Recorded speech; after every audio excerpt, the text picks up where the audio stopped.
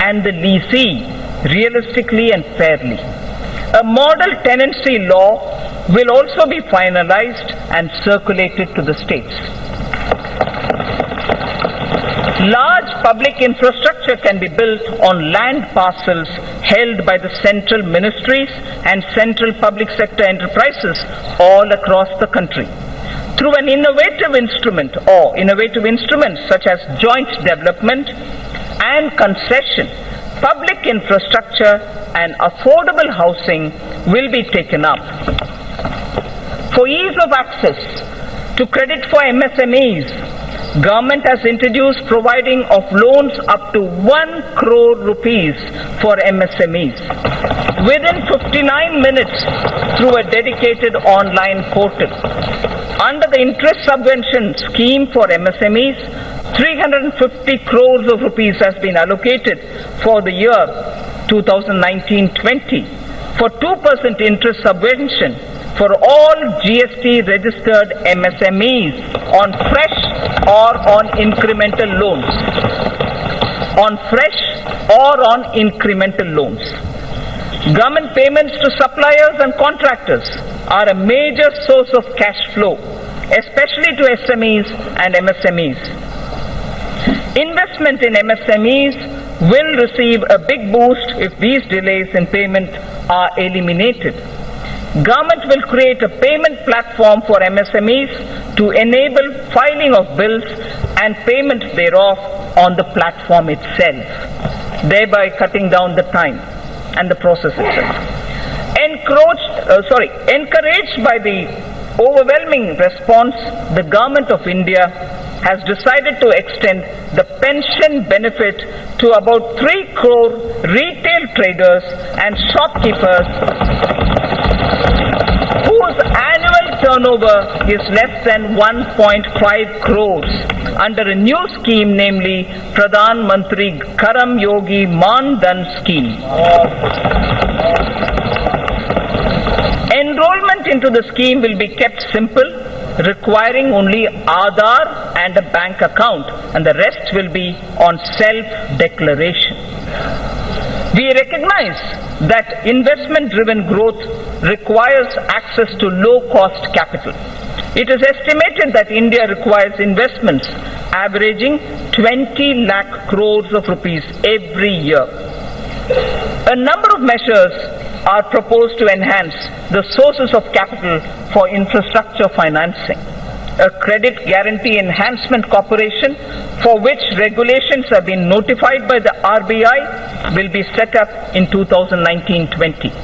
An action plan to deepen the market for long-term bonds, including for deepening markets for corporate bond repos, credit default swaps, etc., with specific focus on infrastructure sector, will be put in place.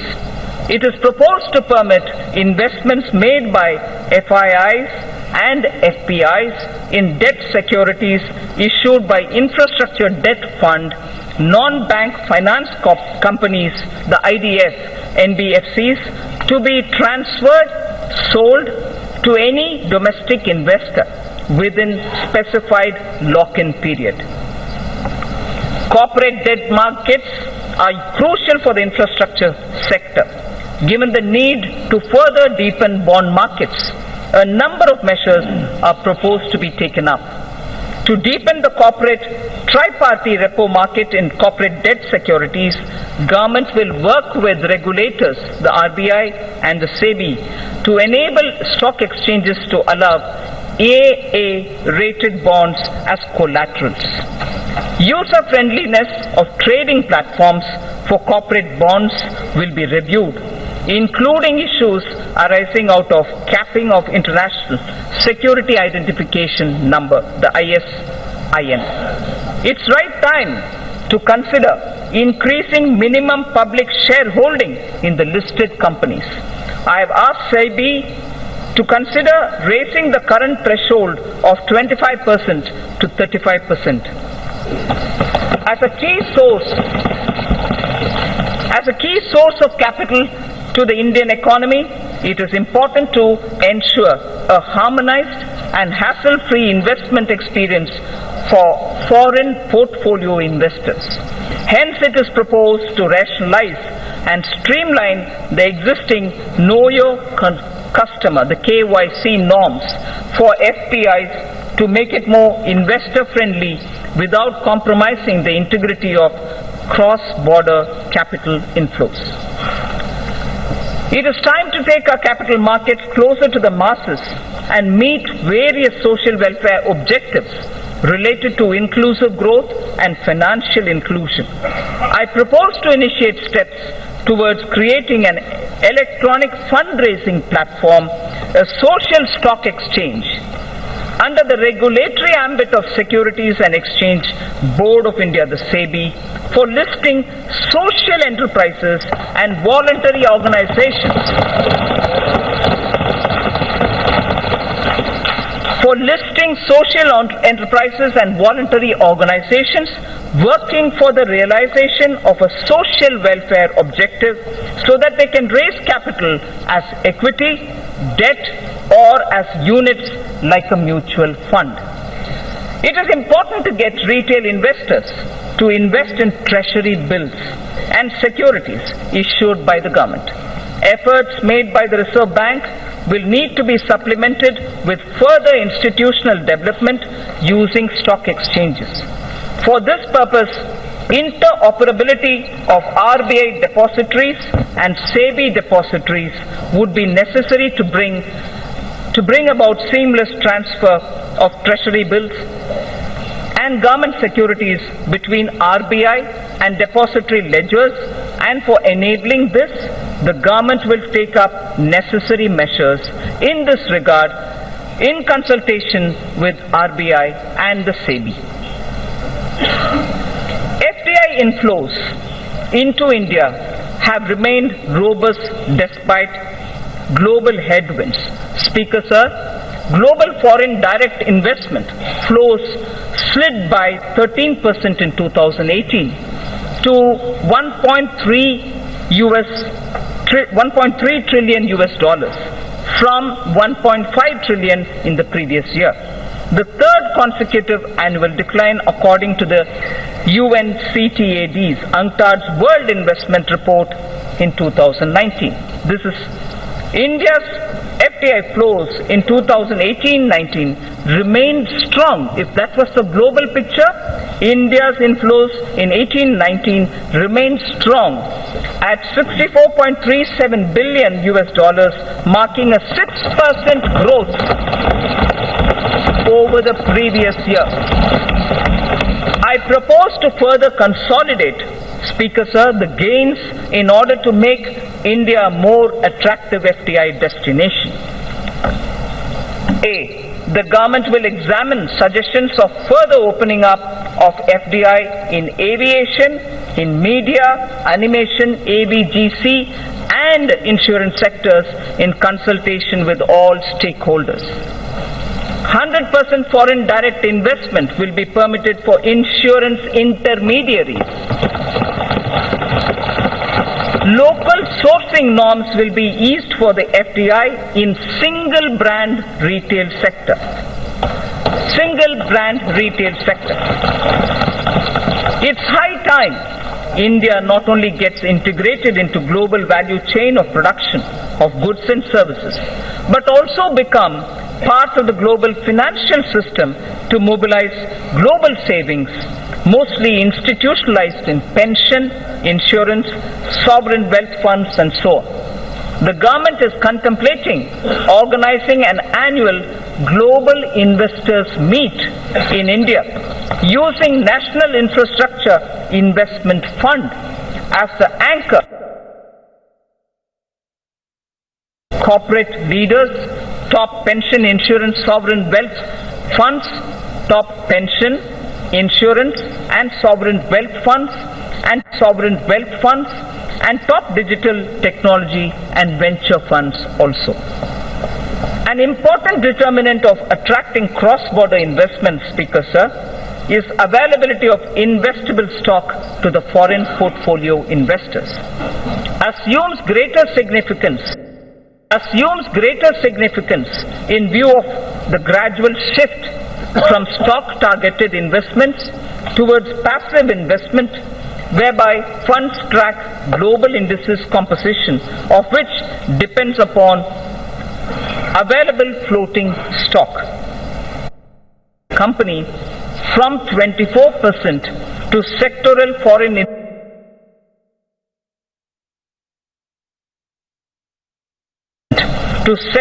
foreign investment limit, with option given to the concerned corporates to limit it to a lower threshold. FPIs will be permitted to subscribe to listed debt securities issued by the REITs or the InvITs. Even though India is the world's top remittance recipient, NRI investment in Indian capital markets is comparatively less.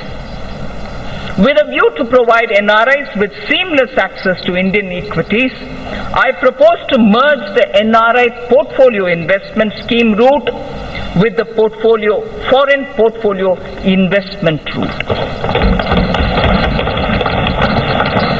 New and innovative financial instruments have been launched in the last 5 years, like Infrastructure Investment Trust, the InvITs which I referred to a minute ago, Real Estate Investment Trust, the REITs which I referred to a minute ago, as well as models like Toll Operate Transfer, the TOT, as part of the Brownfield Asset Modernization Strategy for augmenting infrastructure investment.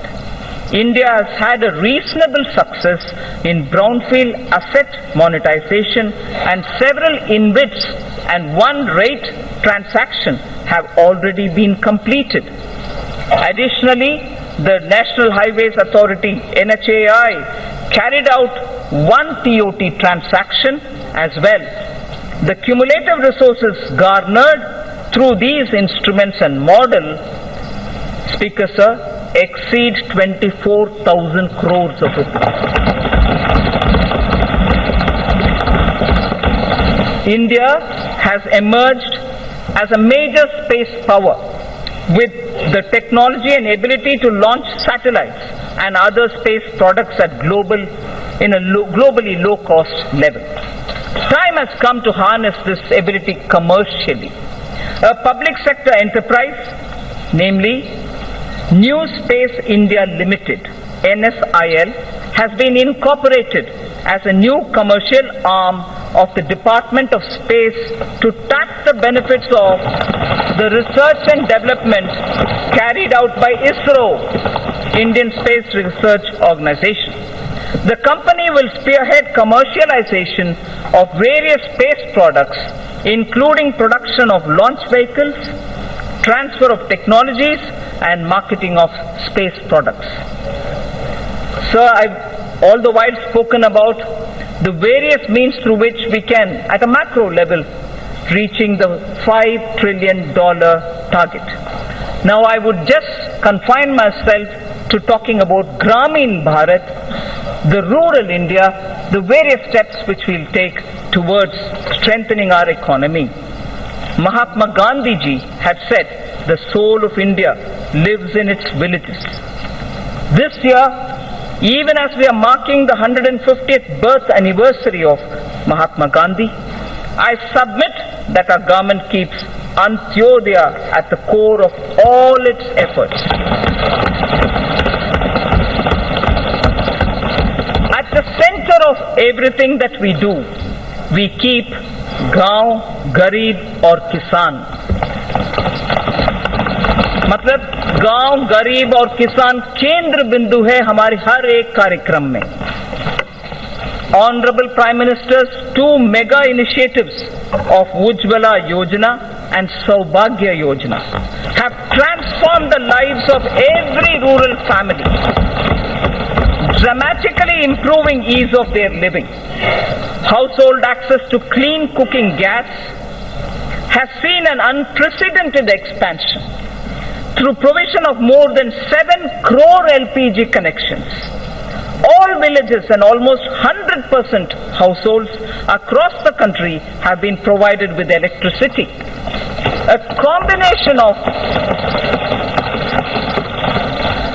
A combination of efficient implementation and enthusiastic adoption has significantly improved access to energy for rural households. By 2022, the 75th year of Indian independence, I would like to assure the nation that every single rural family, except those who are unwilling to take the connection, Speaker sir, it's important to understand, except those who are unwilling to take the connection will have an electricity and a clean cooking facility.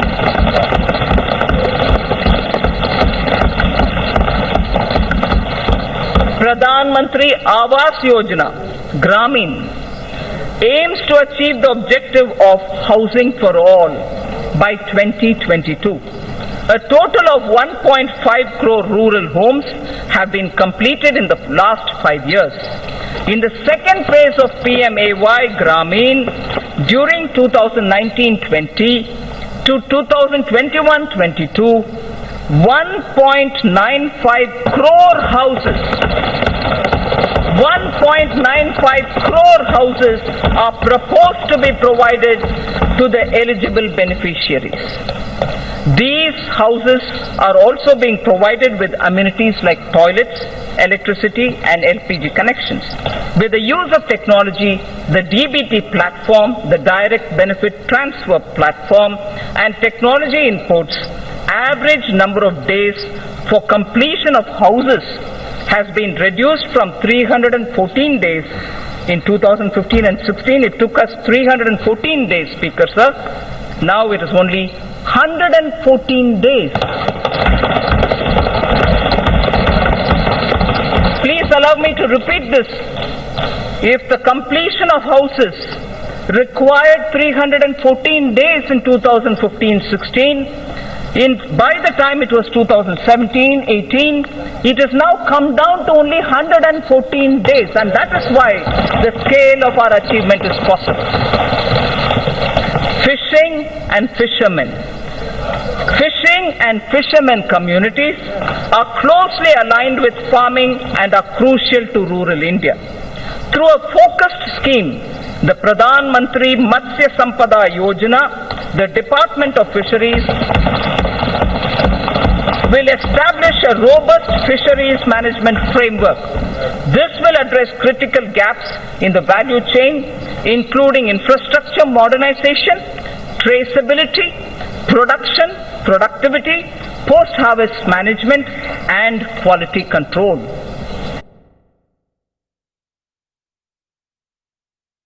The target of connecting the eligible and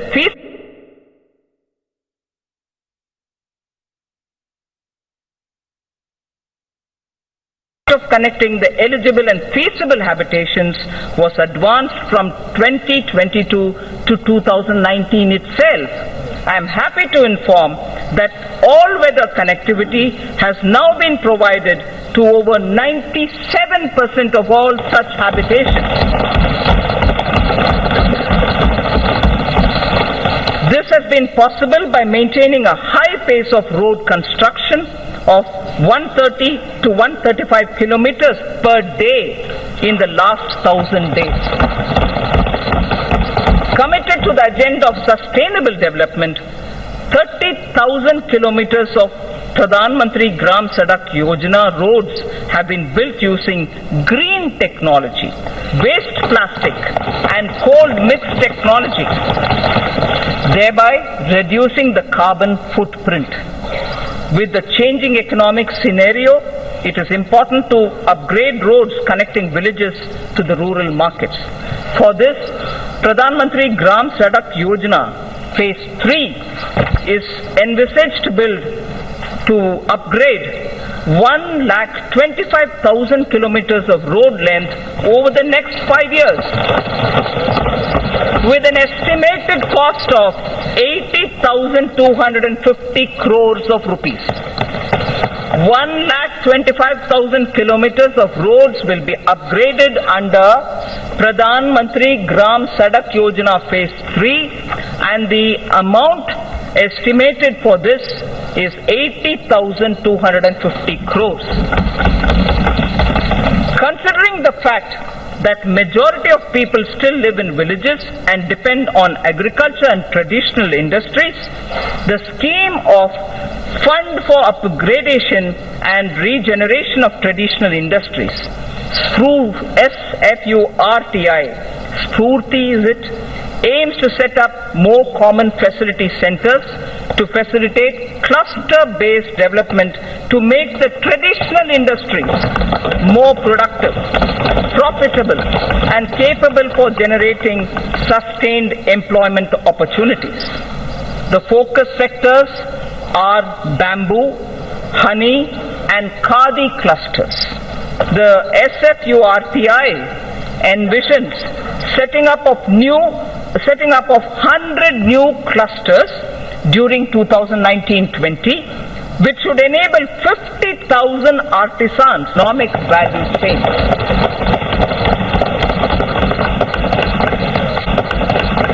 Further, to improve the technology of such industries, the scheme for promotion of innovation, rural industry, and entrepreneurship, ASPIRE, has been consolidated for setting up of livelihood business incubators and technology business incubators. The scheme contemplates to set up 80 livelihood business incubators and 20 technology business incubators in 2019-20 to develop 75,000 skilled entrepreneurs in agro-rural industry sectors. We will invest widely in agricultural infrastructure. Speaker, sir, we will support private entrepreneurship in driving value addition to farmers' produce from the field and from allied activities too, like bamboo, like timber from the hedges, and also for generating renewable energy. अन्नदाता क्यों ऊर्जा दाता बना नहीं सकते? अन्नदाता ऊर्जा दाता बनाने के लिए बहुत सारे हमारे प्रोग्राम्स हैं. Daring through cooperatives shall also be encouraged by creating infrastructure for cattle feed manufacturing, milk procurement, processing, and marketing. Speaker, sir, I place my appreciation for our farmers who have made India self-sufficient in pulses. दलहन के revolution जो हमारे किसान ने किया है, पिछले 1.5 साल में किया है, उसके लिए उनको मैं बधाई देना चाहती हूँ. I am sure they will repeat such a success even in the production of oil seed. तिलहन में भी हम उम्मीद रखते हैं हमारे किसान ऐसे ही सफलता पाएंगे. Our import bill shall be reduced by their Sabha. We also hope to form 10,000 new farmer producer organizations. We ensure that will ensure economies of scale for farmers over the next 5 years. The government will work with state governments to allow farmers to benefit from e-NAM. The Agricultural Produce Marketing Cooperatives Act should not hamper farmers from getting a fair price for their produce. Ease of doing business and ease of living both should apply to farmers too.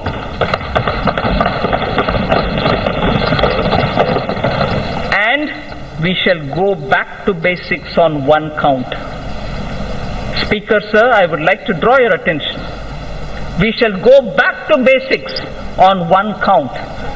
Zero budget farming. Zero budget farming may not be a new thing. That is why I said we'll go back to basics. We need to replicate this innovative model. Some states have already tried somewhat. We need to replicate this innovative model through which in a few states farmers are already being trained in this practice. Steps such as this can help in doubling our farmers' income, in time for our 75th year of independence. Ensuring India's water security and providing access to safe and adequate drinking water to all Indians is a priority for this government. A major step in this direction has been constitution of the Jal Shakti Mantralaya, integrating the Ministry of Water Resources, River Development and Ganga Regeneration and the Ministry of Drinking Water and Sanitation.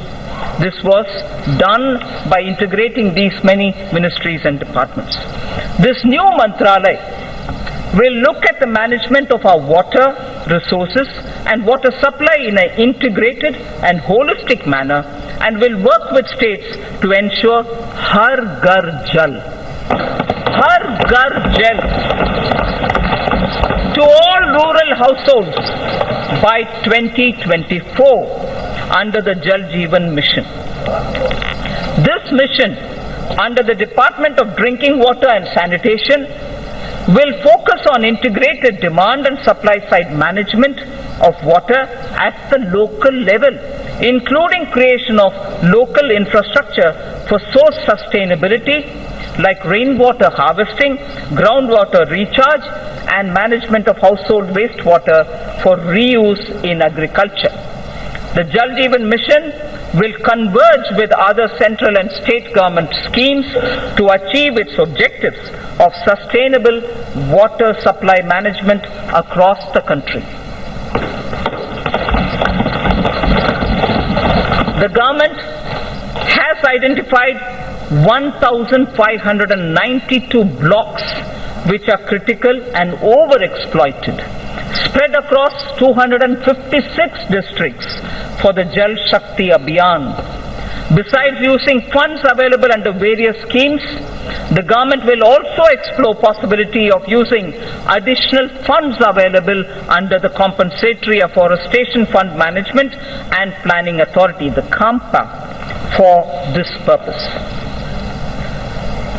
Speaker said, Swachh Bharat Abhiyan has touched the very conscience of the nation besides bringing enormous health and environmental benefits. This noble scheme, initiated in 2014, has achieved a resounding success. 9.6 crore toilets have been constructed.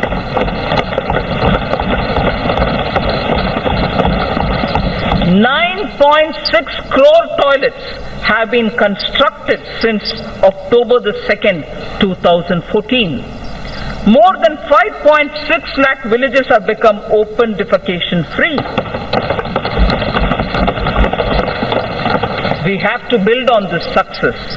We must not only sustain the behavioral change seen in people, but also harness the latest technologies available to transform waste into energy.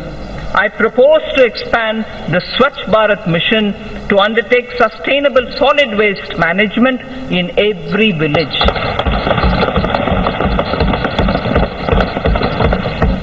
Under the Pradhan Mantri Gramin Digital Saksharata Abhiyan, over 2 crore rural Indians under the Pradhan Mantri Gramin Digital Saksharata Abhiyan, over 2 crore rural Indians have so far been made digitally literate. To bridge rural-urban digital divide, BharatNet is targeting internet connectivity in local bodies in every panchayat in the country. This will be speeded up with assistance from Universal Service Obligation Fund under the Public-Private Partnership Arrangement. Speaker Sir, till now I focused on some specific features in order that our rural India, Gramin Bharat ke liye. Now I will focus on Shahri Bharat, urban India. This government sees the rapid urbanization of India as an opportunity rather than a challenge. We have to make both our cities and villages better using technology. This way we can help people live closer to their homes, stop migration into cities, provide essential services to all.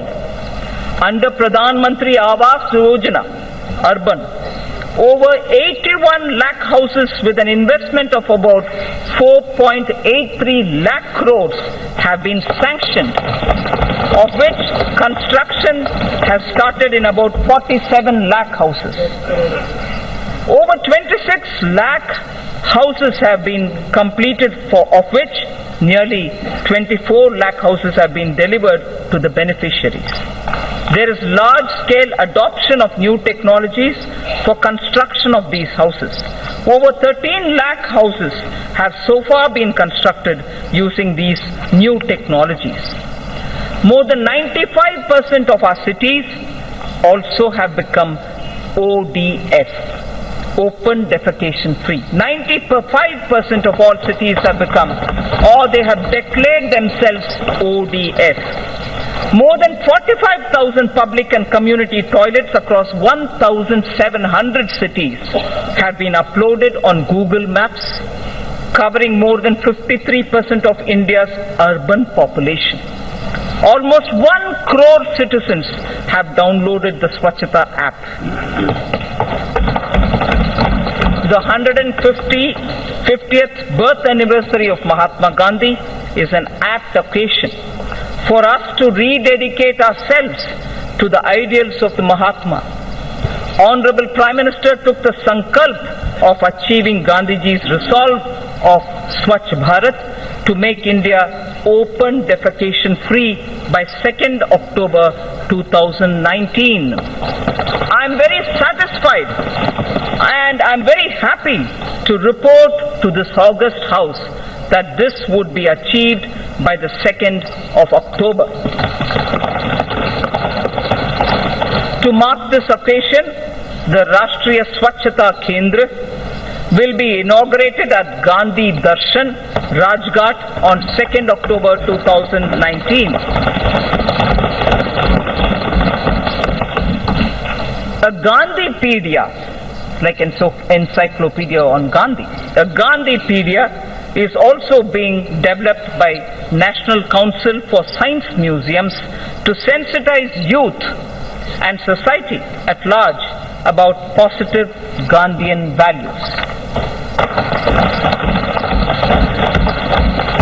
Indian Railways suburban and long distance services do a phenomenal task in cities like Mumbai and smaller cities. Railways will be encouraged to invest more in suburban railways through special purpose vehicle structures like rapid regional transport system proposed on the Delhi Meerut route. I propose to enhance the metro railway initiatives by encouraging more PPP initiatives and ensuring completion of sanctioned works while supporting transit-oriented development to ensure commercial activity around transit hubs. We are in the process of completing the dedicated freight corridor project that will free up some of the existing railway network for passenger trains. Speaker, sir, allow me now to speak on the youth of India. The government will bring in a new national educational policy to transform India's higher education system to one of the global best education systems. The new policy proposes major changes in both school and higher education, among others, better governance systems, and brings greater focus on research and innovation. We propose to establish a national research foundation to fund, to coordinate, and to promote research in the country. NRF, or the National Research Foundation, will assimilate the research grants being given by various ministries independent of each other. NRF will ensure that the overall research ecosystem in the country is strengthened with focus on identified thrust areas relevant to our national priorities and towards basic science without duplication of effort and expenditure. We would work out a very progressive and research-oriented structure for the NRF itself. The funds available with all ministries will be integrated in NRF. This would be adequately supplemented with additional funds. Massive online open courses through SWAYAM initiative have helped bridge the digital divide for disadvantaged section of our student community. To upgrade the quality of teaching, the global initiative of academic networks, GYAN, program in higher education was started, aimed at tapping the global pool of scientists and researchers. The imprint or impacting research innovation and technology scheme began as Pan IIT and IISc joint initiative to develop a roadmap for research to solve major engineering and technology challenges in selected domains needed by the country. Higher educational institutions are becoming the centers of innovation. These initiatives have upgraded the quality of education. There was not a single Indian institution in the top 200 in the world university rankings 5 years back. I repeat, there was not a single Indian institution in the top 200 in the world university rankings for 5 years back. Due to the concentrated efforts and concerted efforts by our institutions to boost their standards and also to project their credentials better, we have now 3 institutions, 2 IITs and IISc Bangalore in the top 200 institutional bracket. This is a window open now thanks to all our efforts. We will continue making concerted efforts to improve the performance of our institutions of higher learning. An amount of 400 crores has been provided under the head world-class institutions for the year 2019-20, more than 3 times the revised estimates for the previous year. More than 3 times the revised estimates of the previous year. India has the potential to become a hub of higher education. I therefore propose to start a program, Study in India, that will focus on bringing foreign students. To India in our higher educational institutions. The regulatory systems of higher education would be reformed comprehensively to promote greater autonomy and focus on better academic outcomes. A draft legislation for setting up of Higher Education Commission of India would be presented in the year ahead. Khelo India scheme, launched in October 2017, has created awareness of sports as an integral part of wellness throughout the country. The government is committed to expand Khelo India scheme and to provide all necessary financial support. To popularize sports at all levels, a national sports education board for development of sportspersons would be set up under Khelo India scheme. Sir Speaker, this government recognizes and follows the teachings of Lord Bashveshwara. This government recognizes and follows the teachings of Lord Basaveshwara, in particular the principle of Kayaka and Dasoha. Implementing Kayakeva Kailasa, the government enables about 10 million youth to take up industry-relevant skill training through the Pradhan Mantri Kaushal Vikas Yojana. This is helping to create a large pool of skilled manpower with speed and high standards. Demographic trends worldwide show that major economies will face severe labor shortages in the future. To prepare our youth to also take up jobs overseas, we will increase focus on skill sets needed abroad, including language training. We will also lay focus on new age skills like artificial intelligence, Internet of Things, big data, 3D printing, virtual reality and robotics, which are valued highly both within and outside the country and offer much higher remuneration. Drawing again on Lord Basaveshwara, his principle of Dasoha underlines most things this government does. Give it up for giving up LPG subsidy or the various pension schemes, or on the principle of sharing through distribution for the wellness of society, which is what Lord Basaveshwara did even earlier in a millennia ago. The government is proposing to streamline multiple labor laws into a set of 4 labor codes. So, for the sake of labor welfare, I'd like to repeat this slide. The government is proposing to streamline multiple labor laws into a set of 4 labor codes. Codes. C-O-D-E-S. Codes. This will ensure that process of registration and filing of returns will get standardized and streamlined. With various labor-related definitions getting standardized, it is expected that there shall be less disputes. We propose, again sir, this is an interesting idea, I wish to draw your attention. We propose to start a television program within the DD bouquet of channels exclusively for startups.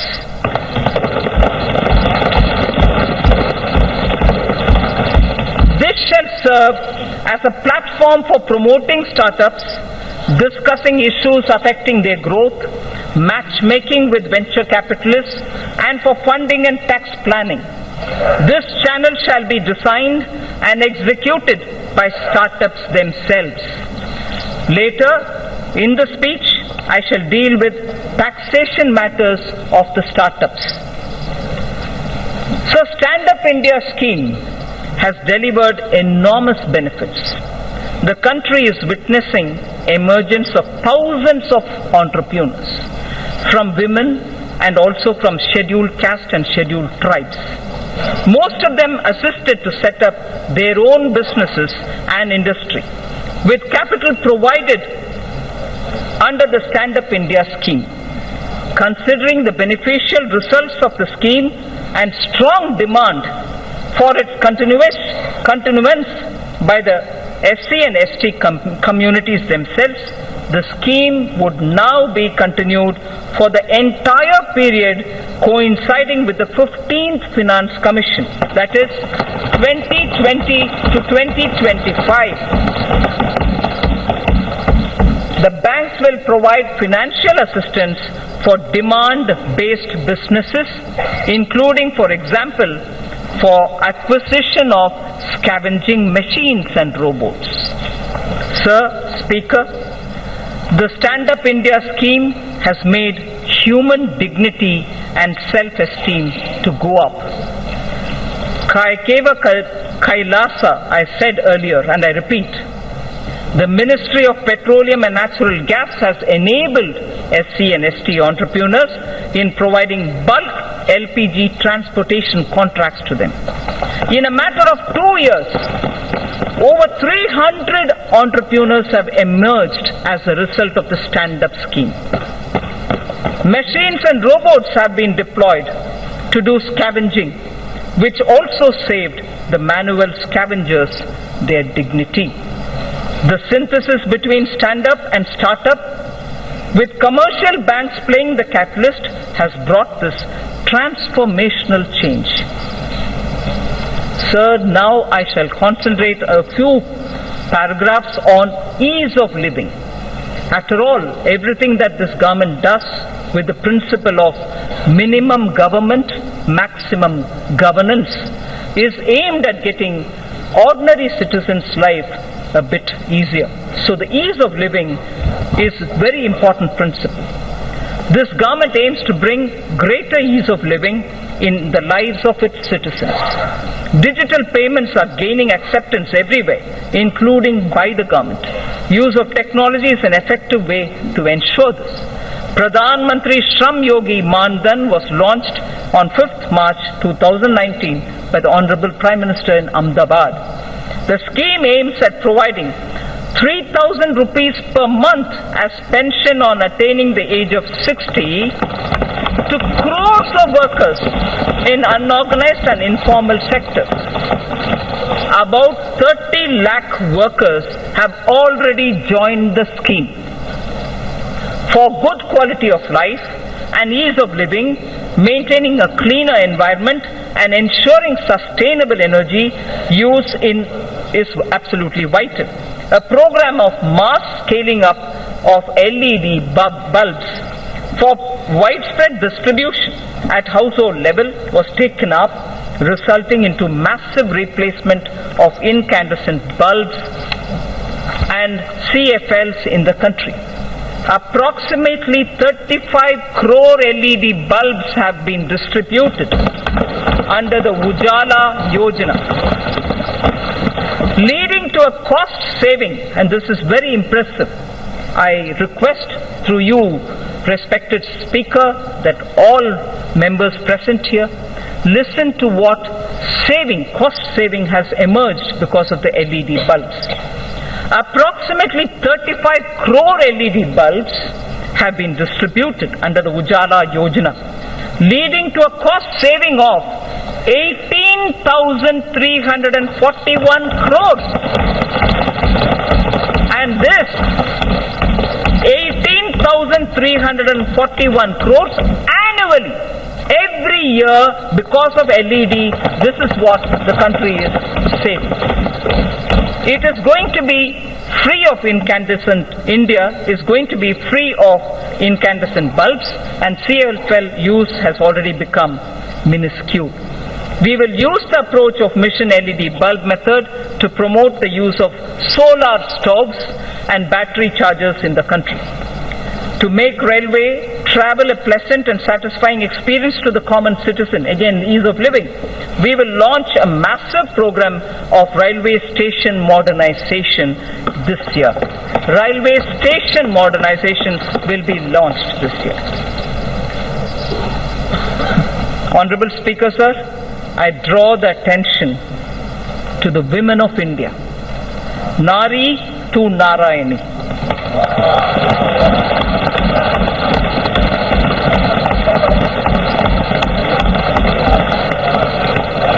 We believe, obviously this country's tradition has been Nari to Narayani.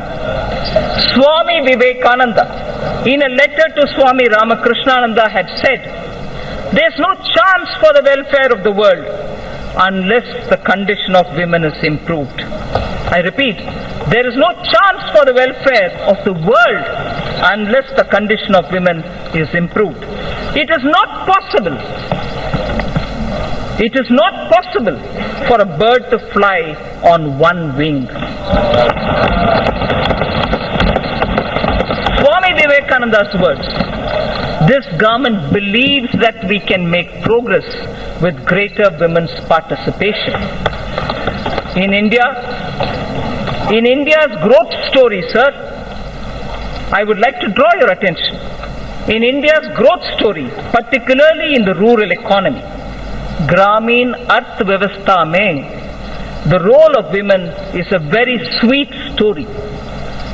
ग्रामीण अर्थव्यवस्था में महिला की भागीदारी एकदम एक सुनहरा कहानी है. This government wishes to encourage and facilitate the role of women. Gender analysis of the budget aimed at examining the budgetary allocation through a gender lens has been in place for over a decade. I propose to form a broad-based committee with government and private stakeholders to evaluate and suggest action for moving forward. There is no segment of human life where the contribution of women is not significant. There is no segment where the contribution of women is not significant. This government firmly firmly believes that the socio-economic transformation that is taking place, particularly in the last decade, India's women's role and leadership is distinct. The recent elections have shown record turnout of women voters at par with men. Record turnout of women voters at par with men. We also have a record number of 78 women MPs here in this House. This reinforces our approach of going beyond just women-centric policy. I repeat, this reinforces our approach of going beyond just women-centric policy making to building women-led initiatives and movements. This government, Speaker Sir, has supported and encouraged women entrepreneurship through various schemes such as Mudra, Stand Up India, Self-Help Group Support and so on. In order to further encourage women enterprises, I propose to expand the Women SHG Interest Subvention Program to all districts in India. Furthermore, for every verified woman SHG member having a Jan Dhan bank account, for every verified woman SHG member having a Jan Dhan account, an overdraft of 5,000 shall be allowed. Again, one woman in every SHG, which is spread all across the country, one woman in every SHG will also be made eligible for a loan up to 1 lakh under the Mudra scheme.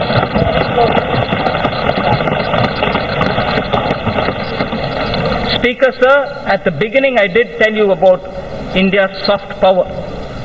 India's soft power, which is the next section I'll concentrate on.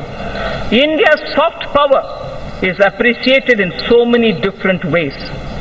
Some simple examples, sir.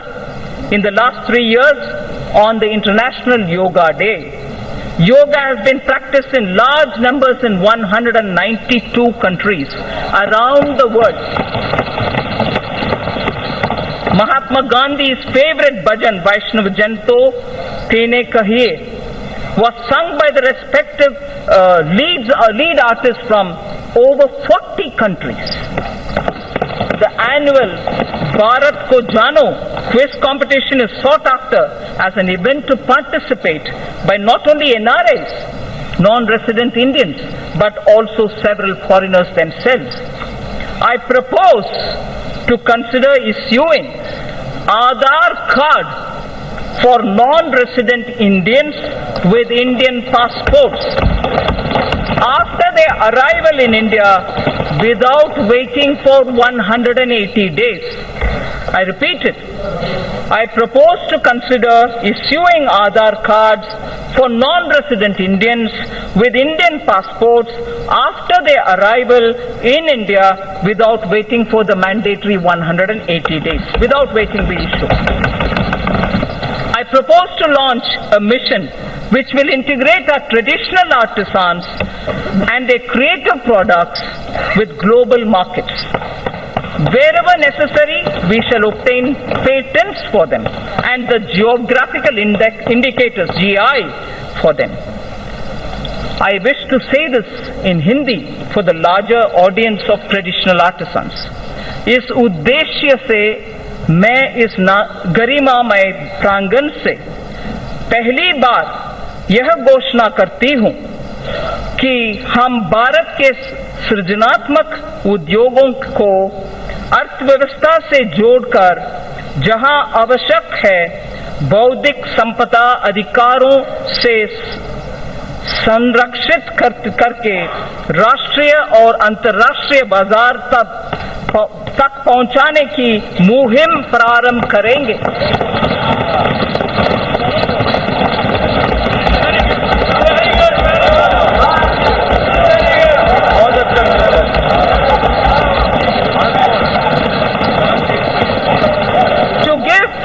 impetus to India's growing influence and leadership in the international community, government decided to open Indian embassies and high commissions abroad in countries where India does not have a resident diplomatic mission as yet.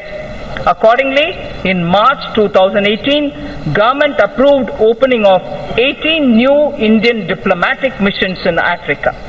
5 embassies have already been opened in Rwanda, Djibouti, Equatorial Guinea, Republic of Guinea, and Burkina Faso in the year 2018-19. Government intends to open another 4 embassies, new ones, in the year 2019-20. This will not only increase the footprint of India's overseas presence, but also enable us to provide better and more accessible public services, especially to the local Indian communities in these countries. In line with our ancient wisdom, India has always pursued a policy of economic cooperation with countries through bilateral and regional coordination. Indian Development Assistance Scheme, IDEAS, provides concessional financing for projects and contributes to infrastructure development and capacity building in the recipient developing countries. Mindful of our position as the 6th largest economy, we will look at alternative development models which include private sector equity, multilateral financing, contributions from corporates, non-residents, and so on. I propose to revamp the IDEA scheme during the current financial year. The government is developing 17 iconic tourism sites into world-class tourist destinations and to serve as a model to other tourism sites. The iconic tourism sites would enhance visitor experience, which would lead to increased visits of both domestic and international tourists at these destinations. With the objective of preserving rich tribal heritage, a digital repository is developed where documents of folk songs, photos and videos regarding their evolution, place of origin, lifestyle, architecture, education levels, skill sets, traditional art, folk dances, and other anthropological details of the tribes in India will be stored. The repository will further be enriched and strengthened as we go along. Speaker, sir, now I come to saying what we propose about the banking and the financial sector. Financial gains from cleaning of the banking system are now amply visible. NPAs, meaning non-performing assets, of commercial banks have reduced by over 1 lakh crore over the last year. Record recovery of over 4 lakh crore due to IBC and other measures has been effected in the last 4 years. Provision coverage ratio is now at its highest in 7 years, and domestic credit growth has risen by 13.8%. Government has smoothly carried out consolidation, reducing the number of public sector banks by 8. Government has smoothly carried out consolidation, reducing the number of public sector banks by 8. At the same time, as many as 6 public sector banks have been enabled to come out of prompt corrective action framework. We have enabled 6 public sector banks to come out of that situation. Having addressed the legacy issues, public sector banks are now proposed to be further provided 70,000 crores of rupees capital to boost credit for a strong impetus to the economy. 70,000 crores of rupees will be provided in order that capital will be boosted so that credit can be improved. To further improve ease of living, they will leverage technology, offering online personal loans, doorstep banking, and enabling customers of one public sector bank to access services across all public sector banks, and so on. In addition, government will initiate steps to empower account holders to remedy the current situation in which they do not have control over deposits of cash by others into their accounts. There is an issue now. Unknowing to them, there are money being deposited into accounts, and that is creating a lot of problems for customers. So we will be addressing that also. We will initiate steps to address that problem. Reforms will also be undertaken to strengthen governance in public sector banks. Non-banking financial companies are playing an extremely important role in sustaining consumption demand as well as capital formation in small and medium industrial segment. NBFCs that are fundamentally sound should continue to get funding from banks and mutual funds without being unduly risk averse. For purchase of high-rated pooled assets of financially sound NBFCs amounting to a total of 1 lakh crore rupees during the current financial year, government will provide one-time 6 months partial credit guarantee to public sector banks for the first loss of up to 10%. I shall read this again. For the purchase of high-rated pooled assets of financially sound NBFCs amounting to a total of 1 lakh crores of rupees during the current financial year, government will provide one-time 6 months partial credit guarantee to public sector banks for first loss up to 10%. Further, Reserve Bank of India is the regulator of the NBFCs. However, RBI has limited regulatory authority over NBFCs. Appropriate proposals for strengthening the regulatory authority of RBI over NBFCs are being placed in the finance bill. NBFCs which do public placement of debt have to maintain a debenture redemption reserve. And in addition, a special reserve as required by RBI has also to be maintained. To allow NBFCs to raise funds in public issues, the requirement of creating a DRR, that is a debenture redemption reserve, which is currently applicable for only public issues as private placements are exempt, this will be done away with. To bring more participants, especially NBFCs not registered as NBFCs factor on the TREDS platform, amendment in the Factoring Regulation Act 2011 is necessary, and steps will be taken to allow all NBFCs to directly participate on the TREDS platform. Efficient and conducive regulation of the housing sector is extremely important in our context. The National Housing Bank, besides being a refinancer and a lender, is also the regulator of the housing finance sector. This gives a somewhat conflicting and difficult mandate to the NHB. I am proposing to return the regulation authority over the housing finance sector from the NHB, National Housing Board, to the RBI. I am proposing to return the regulation authority over the housing finance sector from NHB to the RBI. Necessary proposals have been placed in the finance bill even for that. Government has announced its intention to invest 100 lakh crores in infrastructure over the next 5 years. 100 lakh crores for infrastructure over the next 5 years.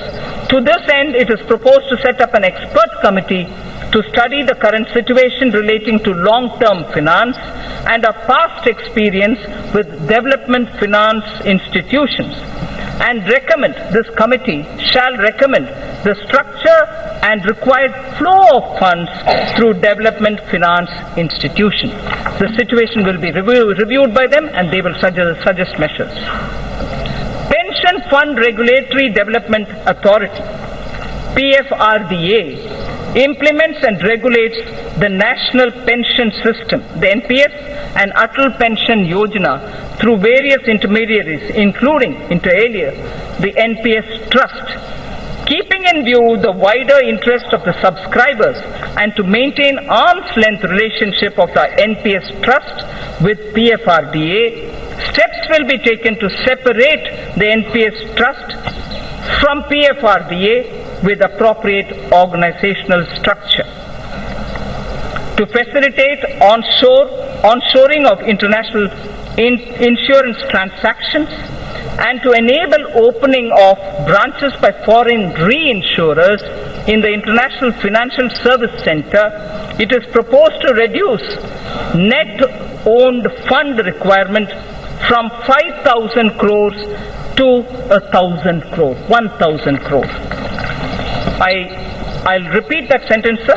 To facilitate onshoring of international insurance transactions and to enable opening of branches by foreign reinsurers in the International Financial Services Center, it is proposed to reduce net owned fund requirement from 5,000 crores to 1,000 crores. Government has been following the policy of disinvestment in non-financial public sector undertakings, maintaining government stake not to go below 51%. Government is considering, in case where the undertaking is still to be retained in government control, to go below 51% to an appropriate level on case-to-case basis. Government has also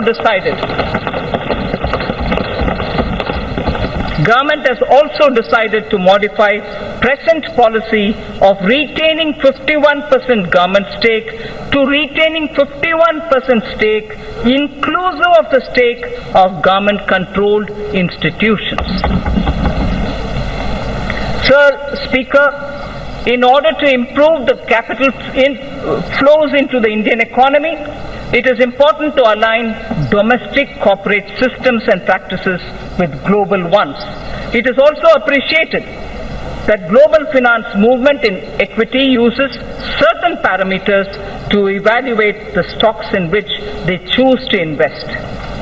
The government intends to further encourage retail participation in CPSEs, which of late has shown very encouraging upward trend. In order to provide additional investment space, the government would realign its holding in CPSEs, including banks, to permit greater availability of its shares and to improve depth of its market. Strategic disinvestment of select CPSEs would continue to remain a priority of this government. In view of current macroeconomic parameters, government would not only reinitiate the process of strategic disinvestment of Air India, but would offer more CPSEs for strategic participation by the private sector. I repeat this sentence.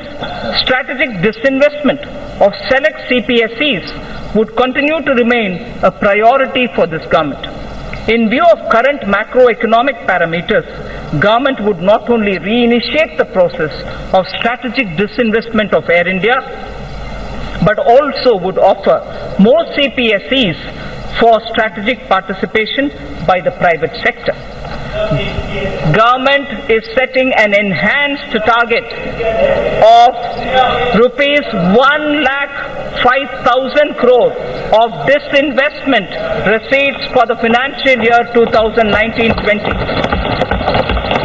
The government will undertake strategic sale of PSUs.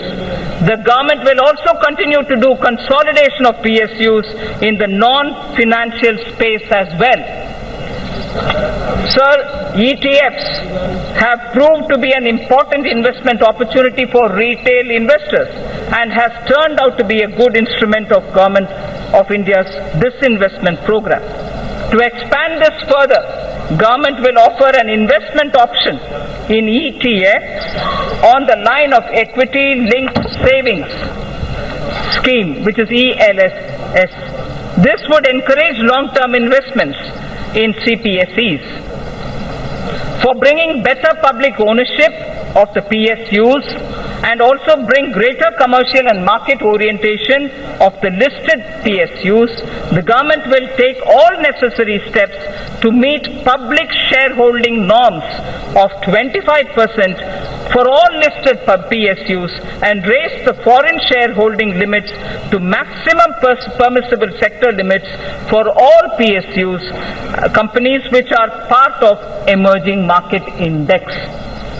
Sir, the Indian sovereign debt, external debt, India's sovereign external debt to GDP is among the lowest globally at less than 5%. Honorable Speaker, sir, this is a very important indicator for India. I am repeating the line. India's sovereign external debt to GDP is among the lowest globally at less than 5%. The government will start raising a part of its gross borrowing program in external markets in external currencies. This will also have beneficial impact on demand situation for the government securities in domestic market. A new series of coins, sir. A new series of coins of 1 rupee, 2 rupees, 5 rupees, 10 rupees and 20 rupees, easily identifiable to the visually impaired also, were released by the government minister, by the Honorable Prime Minister on 7th March 2019. These new coins will be made available for public use shortly. Sir, in the first 50 years after independence, we emphasized on rights. So I draw your attention to this line, which marks the end of part A of my speech. In the first 50 years after independence, we emphasized on rights. Marking 75 years of our independence, we should place emphasis on our duty towards India. Place emphasis on our duty towards India without undermining our rights. Thinkers all over the world have supported the argument that in performing one's duty, protection of one's rights is inherent. In performing one's duty, the protection of one's right is inherent in it. For the bright future of India, when again in 2022 we will remember our freedom fighters, we should dedicate ourselves to the service of the nation. So now I move to part B, which is something of great interest for all of us, taxation related. Honorable Speaker, sir, I see a lot of members sitting up. Mr. Speaker, sir, I begin by thanking our taxpayers who as responsible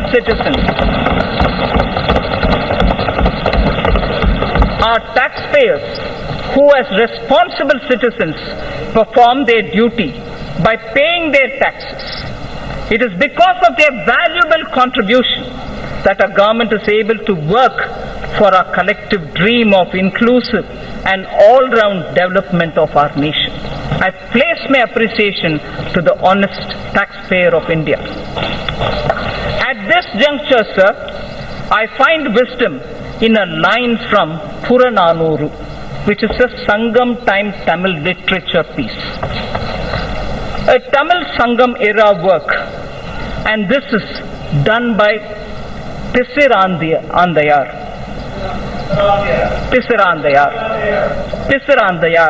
yes. The verse, Yanai Pugunda Nilam, a land into which elephant gets in. Yanai Pugunda Nilam.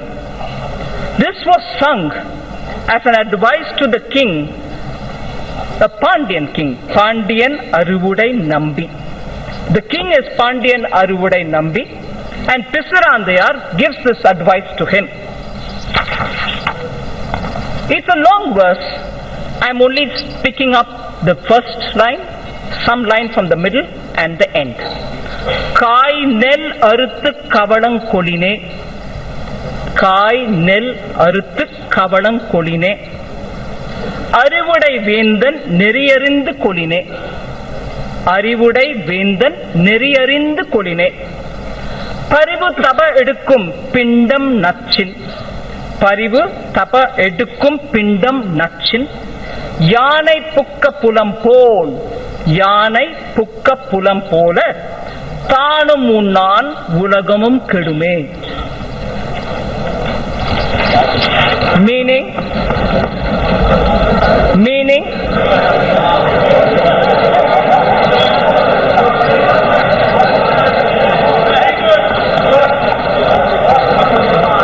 a few mounds of rice, just a few mounds of rice from paddy that is harvested from a small piece of land would be sufficient for the elephant.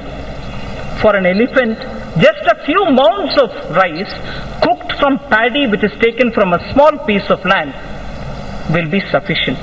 But what if the elephant itself enters into the field and starts eating? It would eat far lesser than what it will trample with its foot. I hope the meaning is clear. So, the advice given to Pandyan Arivudai Nambi is a valuable advice that this government appreciates. An elephant, if it is given mounds of rice, here I would refer to taxation, will be quite happy. It doesn't have to enter into the field and trample to eat the food. So we don't intend to trample anybody.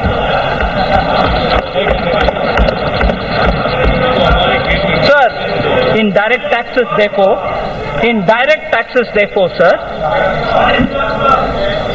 Mr. Speaker, due to a slew of efforts taken by our government, the direct tax revenue has significantly increased over the past couple of years. It has increased by over 78% from 6.38 lakh crores in financial year 2013-14 to around 11 lakh 37 lakh crores in financial year 2018. From 6.38 lakh crores to 11.37 lakh crores between 13-14 and 18-19. It is now growing at double-digit rate every year. Let me recall, sir, and reiterate this government's effort over the past 5 years to alleviate the tax burden on small and medium income earners.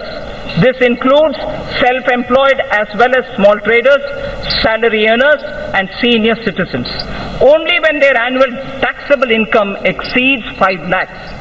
Only when their annual taxable income exceeds 5 lakhs, they are required to pay any income tax. The details of our efforts and achievements on this front during the past few years are given in the annexure to the speech. I am not going into the details of it. Speaker, sir, my tax proposals will aim to stimulate growth, incentivize affordable housing, and encourage startups by releasing the entrepreneurial spirit. It will also be geared towards promoting digital economy. I aim to simplify tax administration and bring greater transparency. So far as corporate tax is concerned, we continue with phased reduction in rates. Currently, a lower rate of 25% is only applicable to companies having annual turnover up to 250 crores. Currently, the lower rate of 25% is only applicable to companies having annual turnover of up to 250 crores. I propose to widen this to include all companies having an annual turnover of up to 400 crores. cover 99.3% of all the companies. Only 0.7% of companies will remain outside of this rate. So in order to boost economic growth and make in India, the government will launch a scheme to invite global companies through a transparent competitive bidding to set up mega manufacturing plants in sunrise and advanced technology areas such as semiconductor fabrication, solar photovoltaic cells, lithium storage batteries, solar electric charging infrastructure, computer servers, laptops, etc., and provide them investment-linked income tax exemptions under 35AD of the Income Tax Act and other indirect tax benefits. So, on electric vehicles. Considering our large consumer base, we aim to leapfrog and envision India as a global hub of manufacturing of electric vehicles. A global hub of manufacturing electric vehicles. Inclusion of solar storage batteries and charging infrastructure in the above scheme will boost our efforts. Government has already moved the GST Council to lower the GST rate on electric vehicles from 12 to 5%. Also, to make electric vehicle affordable to consumers, our government will provide additional income tax deduction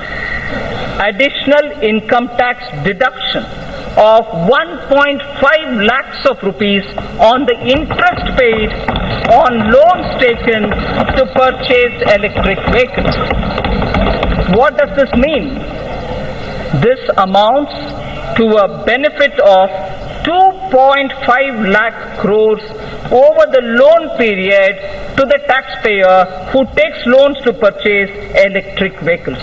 So by the time the entire period of the loan ends, for you having taken the loan for buying an electric vehicle, you would benefit to the level of 2.5 lakh rupees because of this income tax deduction which is being brought in for encouraging purchase of electric vehicles. So startups, as I said when I was talking about the youth of this country, startups require, and we have been consistently providing them all the encouragement. Startups in India are taking firm roots and their continued growth needs to be encouraged. To resolve the so-called angel tax issue, I'm sure a lot of members are concerned on this issue. To resolve the so-called angel tax issue, the startups and their investors who file requisite declarations and provide information in their returns will not be subjected to any kind of scrutiny in respect of valuation of share premiums. The issue of establishing identity of the investor and source of his funds will be resolved by putting in place a mechanism of e-verification, so there's no man-to-man interface there.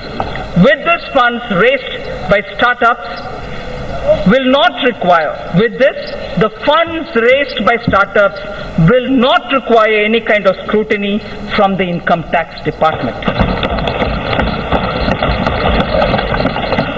In addition, special administrative arrangements shall be made by the Central Board of Direct Taxes for pending assessments of startups and redressal of their grievances.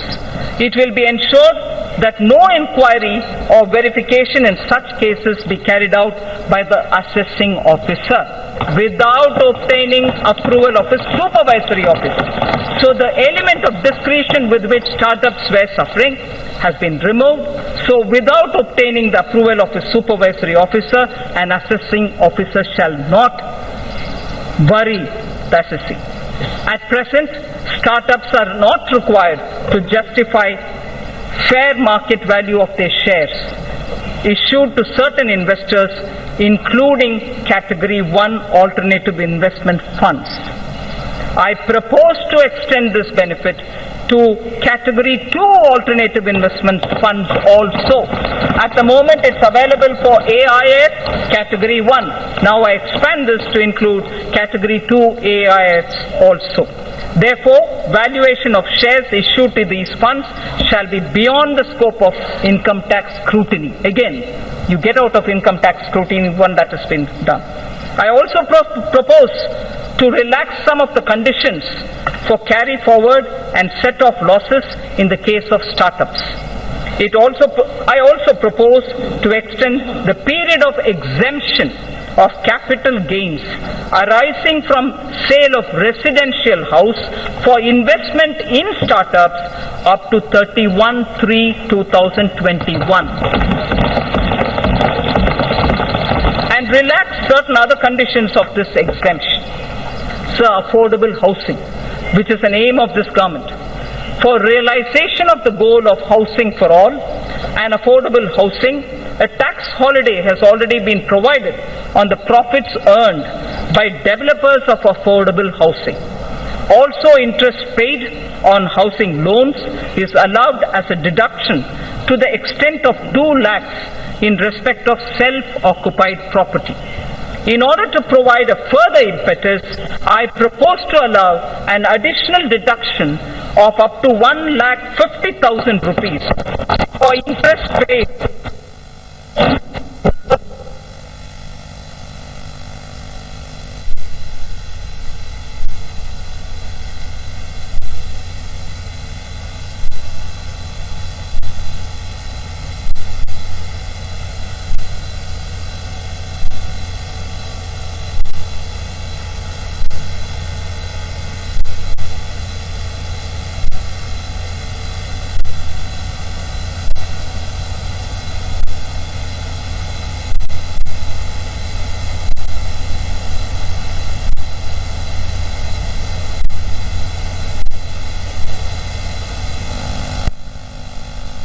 will enable of the affordable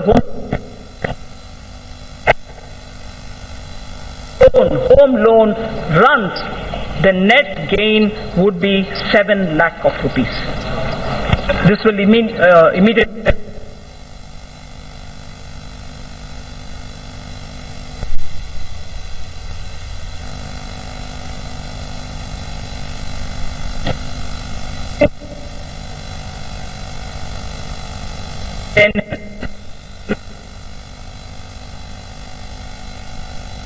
there is a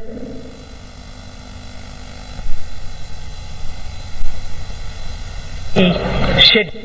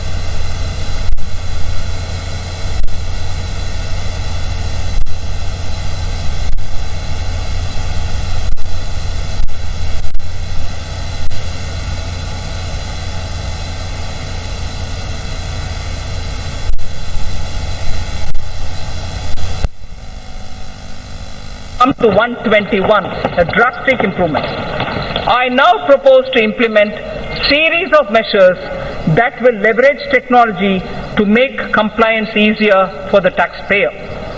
Interchangeability of PAN and Aadhaar. Mr. Speaker, sir, more than 120 crore Indians now have Aadhaar card. Therefore, for ease and convenience of taxpayers, I propose to make PAN and Aadhaar interchangeable and allow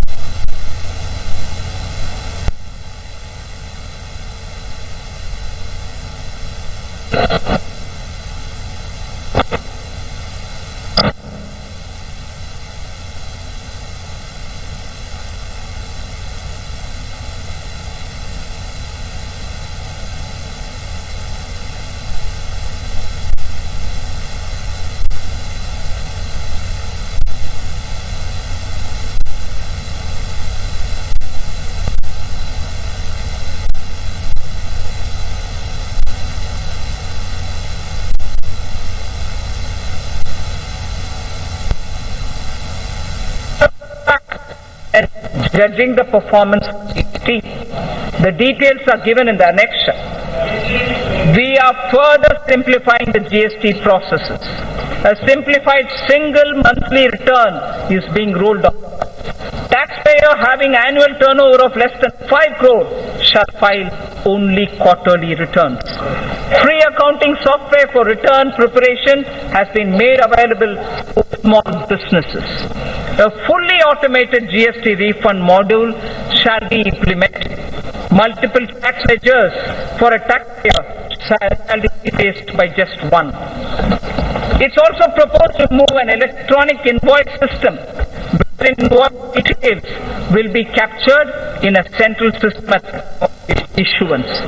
This will eventually be used to pre-fill a taxpayer's return. There will be no need for a separate e-way bill. Its rollout would begin from January 2020. Electronic invoice system will significantly reduce the compliance burden. Sir, on the customs side, my proposals are driven with the objective of securing our borders, achieving higher domestic value addition through Make in India, reducing import dependence, protection to MSME, and promoting clean energy, curbing non-essential imports, and correcting inversions. Defense has an immediate requirement of modernization and upgradation. This is a national priority. For this purpose, import of defense equipment that are not being manufactured in India are being exempted from the basic customs duty. Make in India is a cherished goal. In order to provide domestic industry a level playing field, basic customs duty is being increased on items such as cashew kernels, PVC, vinyl flooring, tiles, metal fittings, mountings for furniture, auto parts, certain kinds of synthetic rubber, marble slabs, optical fiber cable, CCTV camera, IP camera, digital and network video recorders, and so on. Also, exemptions from customs duty on certain electronic items which are now being manufactured in India are being withdrawn. Further, end-use based exemptions on palm stearin, fatty oils, and exemptions to various kinds of papers are also being withdrawn. To encourage domestic publishing and printing industry, 5% customs duty is being imposed on imported books. To further promote domestic manufacturing, customs duty reductions are being proposed on certain raw materials and capital goods. These include certain inputs of CRGO sheets, amorphous alloy ribbon, ethylene dichloride, propylene oxide, cobalt matte, naphtha, wool fibers, inputs for manufacture of artificial kidney and disposable sterilized dialyzer, and fuels for nuclear power plants. To further incentivize e-mobility, customs duty is being exempted on certain parts of electric vehicles. Customs duty is also being exempted on capital goods required for manufacture of specified electronic goods. So the export duty is being rationalized on raw and finished leather to provide relief to this sector. Crude prices have softened from their highs. This gives me room to review excise duty and cess on petrol and diesel. I propose to increase special additional excise duty and road and infrastructure cess, each one by 1 rupee a litre on petrol and diesel. It is also proposed to increase. It It is also proposed to increase custom duty on gold and other precious metals from 10% to 12.5%. It is also proposed to increase custom duty on gold and other precious metals from 10 to 12.5%. Tobacco products and crude attract national calamity and contingent duty. In certain cases, this levy has been contested on the ground that there is no basic excise duty on these items. To address this issue, a nominal basic excise duty is being imposed. Sir, I am also proposing few amendments to the Customs Act. Recent trends reveal that certain bogus entities are resorting to unfair practices to avail undue concessions and export incentives. While we have intensified our efforts against such nefarious activities, provisions are being incorporated in the Act for enhanced penalty and prosecution for such offences. Further misuse of duty-free scrips and drawback facility involving more than 50 lakh of rupees will be a cognizable and non-bailable offence. GST has completed 2 years. An area that concerns me is that we have huge pending litigations from pre-GST regime. More than 3.75 lakh crores of rupees is being blocked in litigations and service tax and excise. There is a need to unload this baggage and allow businesses to move on. I therefore propose a legacy dispute resolution scheme, that will allow quick closure of these litigations. I would urge the trade and business to avail this opportunity and be free from legacy litigations. The details of my tax proposals are given in the annexure. Sir Speaker, I thank you for this opportunity, and with these words, I commend the budget to this august House. Thank you. तो श्रीमती निर्मला सीतारामन माननीय वित्त मंत्री जी. I just would like to mention, although I have commended the budget, I just would like to mention, I have not mentioned specific allocations for the scheme and programs. I have not mentioned specific allocations for schemes and programs. All these details are available in the budget documents as much as my speech's annexure. I also thank and take this opportunity for the response that we've received for the crowdsourcing of ideas for the budget. Immense suggestions from common citizens reached us. We have benefited from the crowdsourcing. The one last mention, which is more for the curiosity's sake, the fiscal deficit. The fiscal deficit this year is 3.3%, brought down from 3.4%. Thank you. Item number 2, Shrimati Nirmala Sitharaman माननीय वित्त मंत्री जी. Don't have the papers with me.